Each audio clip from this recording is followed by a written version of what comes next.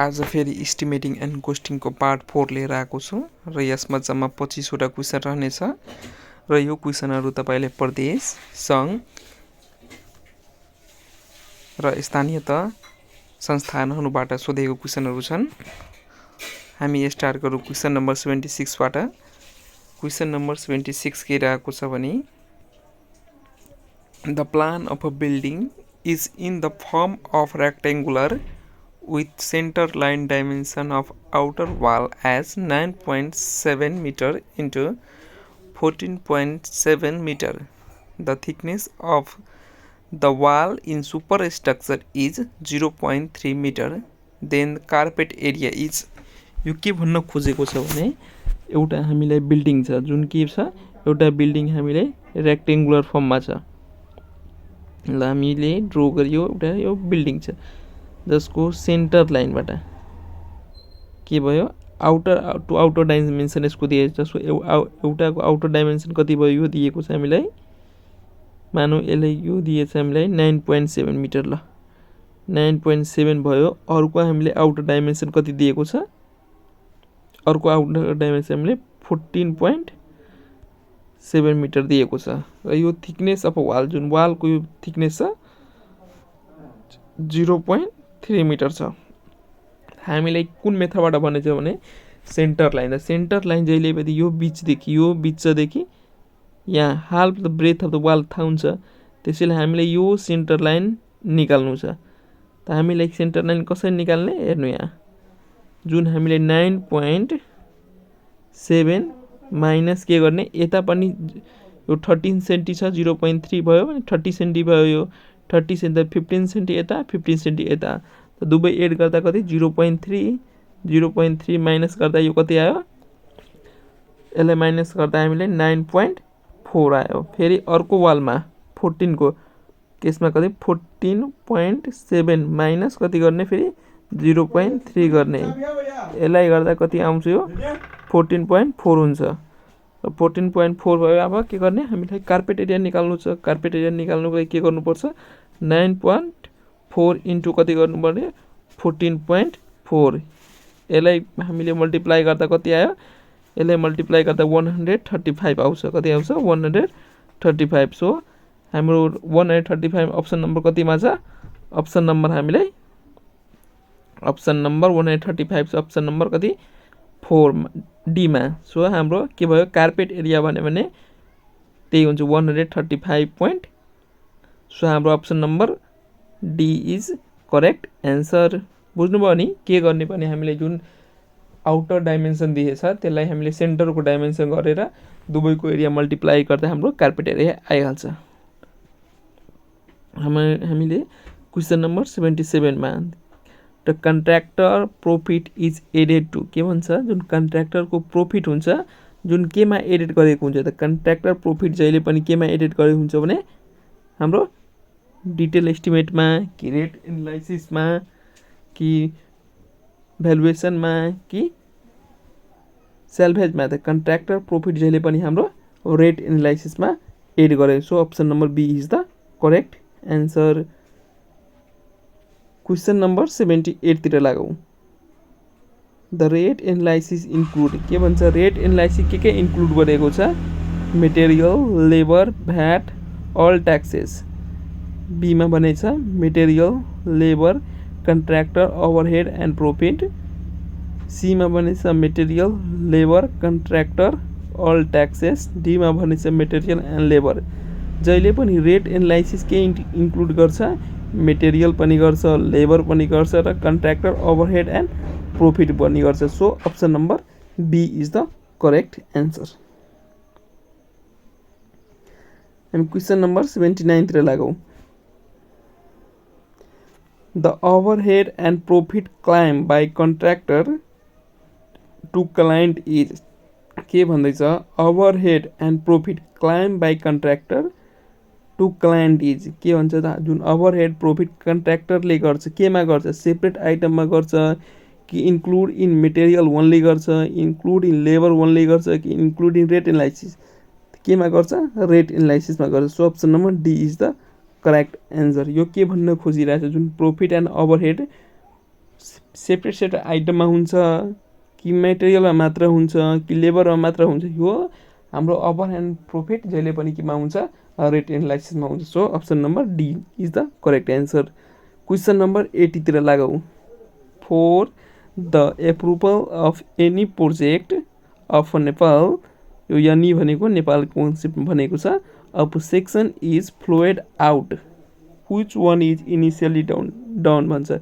हामीले कुनै project approval गर्नको लागि सुरुमा कसले एप्रुभ गर्छ, इनिशियली कसले गर्छ, एडमिनिस्ट्रेटिभ सेक्सनले गर्छ कि एक्सपेन्डिचर सेक्सनले गर्छ कि टेक्निकल सेक्सन कि अल अफ द अबभ। जहिले पनि इनिशियली भने एडमिनिस्ट्रेटिभ सेक्सन के हुन्छ, हाम्रो administrative section. So option number A is the correct answer. Question number 81 तिर लागौ। The main target of contractor is to, के भन्दैछ, कन्ट्र्याक्टरको मेन उद्देश्य टार्गेट के हुन्छ, complete the work, waste more material, earn more profit, save the material. जहिले पनि कन्ट्र्याक्टरको मेन उद्देश्य के हुन्छ, पैसा कमाउने, to earn profit. So option number C is the correct answer. 82 the chairman of material rate fixation communities in district is, के भन्दैछ, जुन हाम्रो जिल्ला द रेट हुन्छ त्यो रेट कसले फिक्स गर्छ, जहिले पनि त्यो सिडिओ, चिफ डिस्ट्रिक्ट अफिसर, के गर्छ, कसले गर्छ, chief district officer. So option number A is the correct answer. Question number 83 तिर लागौ।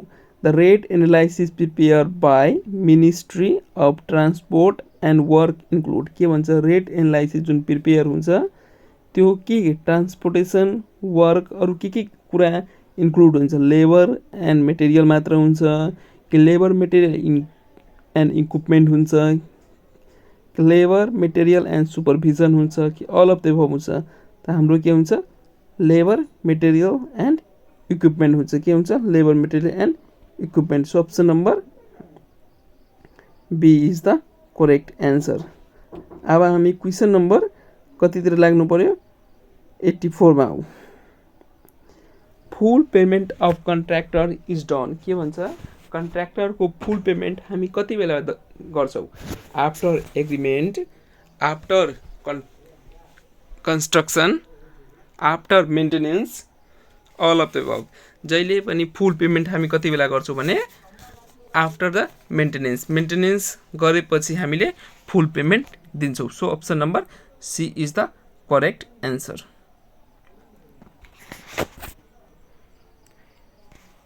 क्वेसन नम्बर 85 तिर लागौ। In a sanitary pipe line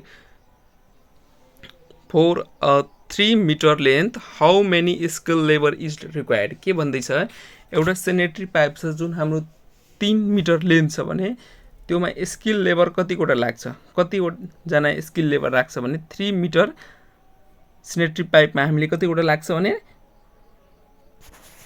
कतिवटा ल भन्नु त तपाईँहरू, कतिवटा लाग्छ, 3 मिटरको लागि मिनिमम कति, एकजना लाग्छ। So option number 1 is the correct answer. Question number 86 तिर लागौ। As per norms prepare by ministry of transport and work, 1 porter can carry a weight, के भन्दैछ, एज पर नेपालको नर्म्स अनुसार मिनिस्ट्री अफ जुन ट्रान्सपोर्टेसन छ एन्ड वर्क छ त्यसको हिसाबले एउटा पोर्टर कि एउटा भरिया जुन सामान बोक्ने मान्छेले कति केजी वेटसम्म एक दिनमा काम गर्नु पर्यो। अप्सन नम्बर ए अनुसार के भनेछ, 15 केजी अप टु 5 कोस, बी भनेछ 40 केजी अप टु 4 कोस, सी भनेछ 30 केजी अप टु 3 कोस, डीमा भनेछ नन अफ द एबभ। त के हुन्छ, हामीलाई यसको नर्म्स अनुसार 40 केजी अप टु 4 कोस, कति, 14 केजी अप टु 4 कोस। So option number B is the correct answer. कति केजी, 14 केजी अप टु 4 कोस। 87 तिर लागौ। Snowcem paint required for 100 metre area as per norms 1 coat भनिदियो, के भन्दैछ, अब हामीले बुझ्नुपर्ने कुरा के भयो, स्नो पेन्ट भने के हो, स्नो पेन्ट इज एउटा टाइप्स अफ सिमेन्ट पेन्ट नै हो जुन जहिले पनि के हुन्छ, एक्सटेरियर वाल एक्सटर्नल वालहरूमा युज गर्छ। जब हाम्रो 100 मिटर एरिया छ भने कति केजी स्नो पेन्ट लाग्छ भने 100 केजी 100 मिटर एरियामा हामीलाई 30 केजी लाग्छ। कति केजी लाग्छ? 13 केजी लाग्छ। क्वेसन नम्बर 88 तिर लागौँ। The rate of an item of a work depend. के भन्छ? Rate of item of work केमा डिपेन्ड गर्छ भनेर। Specification of work, specification of material, method of construction, all of केमा गर्छ? सबैमा गर्छ। जहिले पनि रेट अफ आइटम यो सबैमा डिपेन्ड गर्ने कुरा भयो। So option number D is the correct answer. हामी क्वेसन नम्बर 89 तिर लागौँ। The main purpose of specification is specify the nature of the work, estimate the quantity and cost, specify the quality of material, all of the above. The purpose of specification मा के पर्यो? यो सबै पर्यो। So option number D is the correct answer. Question number 90 तिर लागौँ।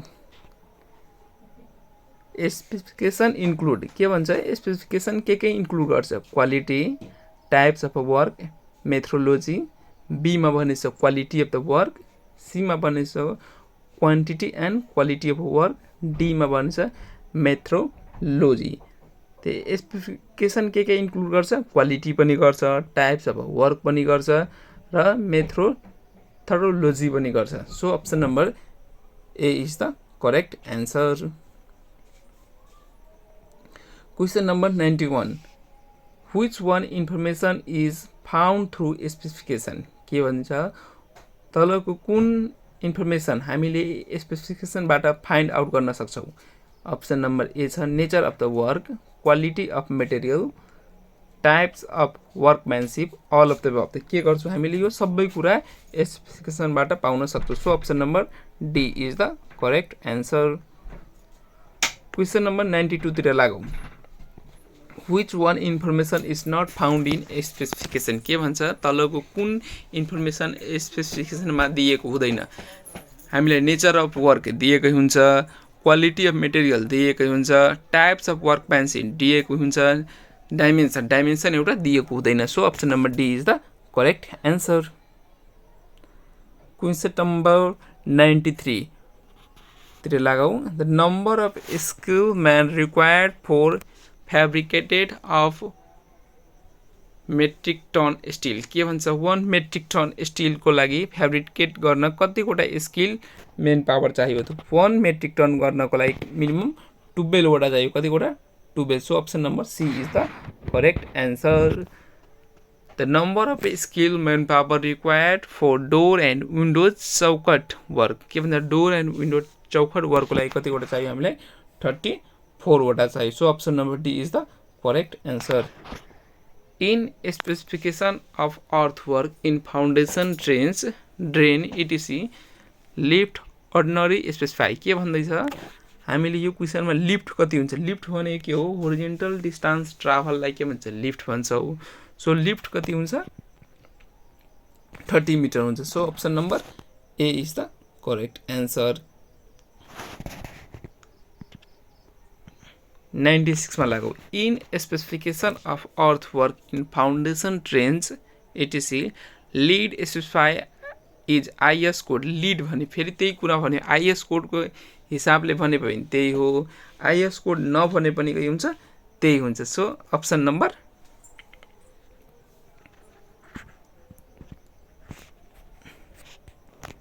होइन, एउटा mistake भयो कि त्योमा लिफ्ट भने 95 मा के लिफ्ट भनेछ? लिफ्ट भन्यो भने के हुन्छ हाम्रो? लिफ्ट भनिदियो भने हाम्रो यो हुन्छ। लिफ्ट भन्यो भने के हुन्छ? 1.5 हुन्छ। लिड भन्यो भने के हुन्छ? 30 मिटर हुन्छ। के भन्यो? LEAD लिड भन्यो भने 30 मिटर। LIFT लिफ्ट भन्यो भने 1.5 मिटर। यो कुरा यो क्वेसन सोध्ने र कतिचोटि यो क्वेसन सोधिसक्यो। सो हामीले ख्याल गर्नु पर्यो। लिड एउटा होरिजेन्टल डिस्टेन्स हो, लिफ्ट के हो? भर्टिकल डिस्टेन्स हो। अब हाम्रो अर्को क्वेसन तिर लागौँ। एउटा यो क्वेसन पनि हुन्छ 1.5 metre lift equal to 30 metre lead हुन्छ। सो अब हाम्रो कुन क्वेसनतिर आयो हामी 35 को पनि भयो 36 को पनि भयो। 35 मा हामीलाई लिफ्टमा 1.5 लिडमा 30 र 97 तिर लागु। The number of standard modular brick required to make a masonry के भन्दैछ 1 मिटर क्यूब एरियामा कतिवटा ब्रिक लाग्छ एज पर आइएस सोध्यो भने कति 500। योमा तपाईले एनएस सोध्यो भने एनएस ह्यान्डमेड सोध्यो भने तपाईले 516 के भन्यो ह्यान्डमेड सोध्यो भने कति 560। मसिन मेड के मसिन सोध्यो भने 513 वटा नम्बर दिनु। कति 513 वटा नम्बर दिनु। हाम्रो कति भयो क्वेसन नम्बर कतितिर लाग्यो हामी 98 तिर लाग्यो। The nominal lead and lift allow for the earthwork in excavation of foundation trench. यसको कति 15 metre and 2 metre 30 metre and 2 metre. यसको हुन जान्छ हाम्रो 30 metre and 1.5 metre 30 metre lead and 1.5 metre lift. अब हामी 99 तिर लागौ। No deduction is made in masonry for the opening if area of opening does not exceed. के भन्दैछ अब जब हामीले मेसनरी वर्क काम गर्छौं कति भन्दा एरिया कम भयो भने हामीले त्यसलाई डिडक्सन गर्नु परेन। मिनिमम 0.1 मिटर स्क्वायर कति 0.1 मिटर स्क्वायर भन्दा कम भयो भने डिडक्सन गर्दैनौं। त्यो भन्दा बढी भयो भने हामी डिडक्सन गर्छौं। त्यस्तै प्लास्टरको केसमा भनेपछि यहाँ 100 नम्बरमा no deduction made in the plastering or painting for the opening if the area does not exceed. के भन्दैछ प्लास्टरिङको केसमा र पेन्टिङको केसमा कति भन्दा बढी एरिया छैन ठुलो हामी डिडक्सन गर्नु परेन। कतिमा गर्नु पर्ने 0.50 metre. So option number A is the correct answer. आजको यो पार्टमा हामीले 25 वटा क्वेसन डिस्कस गर्यौं र यो सबै क्वेसन एकदम इम्पोर्टेन्ट छ। तपाईहरु यो पीडीएफ लाई डाउनलोड गरेर राख्नु र पछि पनि यो काम लाग्छ र यसरी नै हेर्नु। जुन क्वेसन कन्फ्युज भयो भने हामीलाई त्यो कमेन्ट गर्नु हामी त्यसलाई भन्छौं। ल।